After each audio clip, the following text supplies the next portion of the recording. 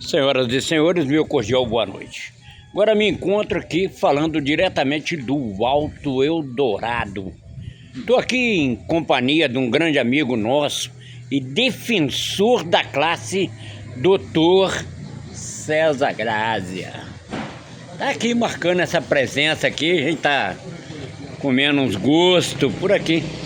E aproveitando a oportunidade, vou perguntá-lo a respeito da nossa situação como taxista em Juiz de Fora. Doutor César Grazia, meu cordial boa noite. Boa noite, Nelson Toledo. É sempre bom a sua presença aqui.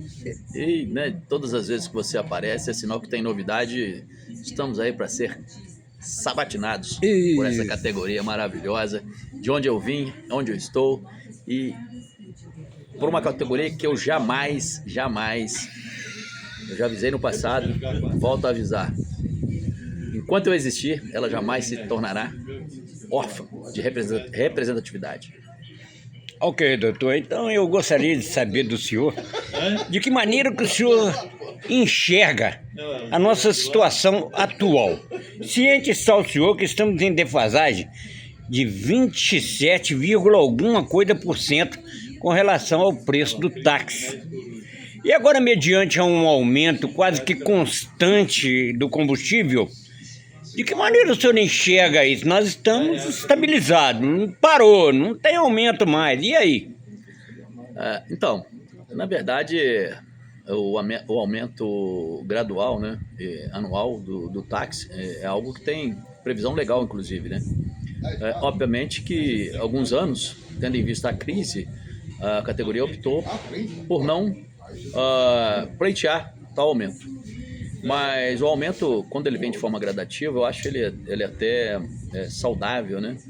Mas eu acho que realmente a categoria precisa ser ouvida e não deixar que essa decisão seja tomada apenas por uma minoria que se diz representar a categoria, né?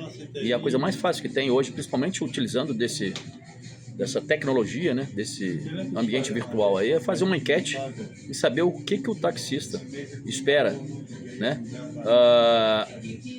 Aumento ou a manutenção da tarifa no preço que se encontra. Lembrando que manter a tarifa como está significa que pode ser, inclusive, uma sabotagem ao serviço, né? Porque tudo aumenta, né? A peça aumenta, o combustível aumenta, os alimentos aumentam. Então, assim, nem podemos mais falar em aumento, mas sim em reposição das perdas que a categoria sofreu ao longo desses anos, até mesmo para permitir que alguém, de alguma forma, usasse a própria categoria para fazer média com o município, né? E não é isso que a gente precisa, não.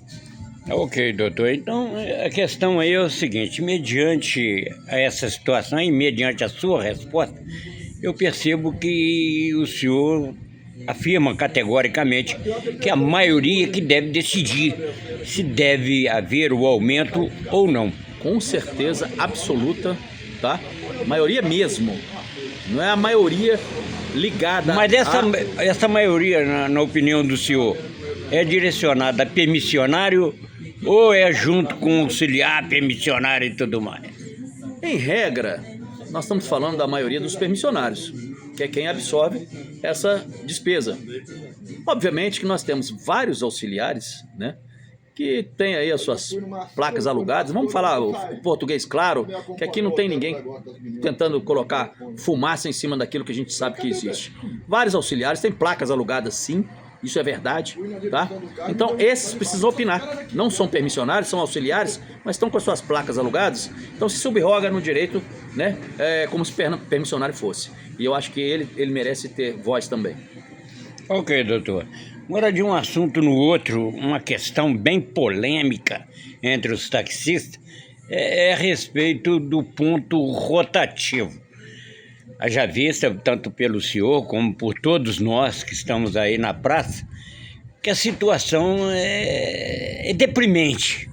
Você está sempre sendo ridicularizado pelo próprio colega em forçar ponto nos PA, em forçar parada nos PA. E o senhor é contra ou a favor em adotar o sistema ponto rotativo? Eu já manifestei outrora sobre essa matéria, então, na verdade, eu sou radicalmente a favor do ponto livre, tá? Até mesmo para a gente estabelecer a isonomia no nosso setor. Direitos iguais aos iguais, desigual aos desiguais na medida exata da sua desigualdade. Pergunta-se, o fato de você ser permissionário do ponto 10, por exemplo, te difere de alguém que é permissionário do ponto 1 ou do ponto 2, do ponto 3? Enfim, é óbvio que não. Então eu acho que o ponto livre, ele precisa ser uma pauta, né, emergencial para poder salvar, inclusive, a saúde financeira do setor e evitar que outros pontos, a não ser os pontos centrais, ficam desguarnecidos. Agora, eu sou a favor do seguinte: você se estabelecer o ponto livre, significa que nós temos que agir de forma moral e legal também, né? Se o ponto é de 10 veículos, não tem essa de ficar angariando passageiro esperando vaga, não. 10 é 10. 10 é 10, tá? Partiu dali, você vai para outro, já que o ponto é livre mesmo, então não justifica mais essa situação de aguardar vaga, tá? Angariar passageiro é proibido segundo o nosso regulamento. Eles alegam que essa parte burocrática direcionada ao ponto na porta traz transtorno. Na minha opinião, acho que não traz transtorno nenhum, porque isso aí é direcionado ao pontuário. O que o senhor me diz? Ô, Nelson, deixa eu te falar uma coisa, olha só. Hoje nós temos aí a concorrência desleal e predatória do serviço de táxi. Qual que é o ponto dessa concorrência? É onde ele vai. Onde ele vai, ele fixa lá o seu ponto e pronto. Ele se estabelece. E muitas das vezes eles estacionam, inclusive, no próprio ponto do táxi. Infelizmente, a categoria que ela sempre mirou os canhões para si, hoje ela é desprestigiada justamente por isso. Porque não se organizou, tá? E tá difícil se organizar. E enquanto isso, a concorrência vai só avançando.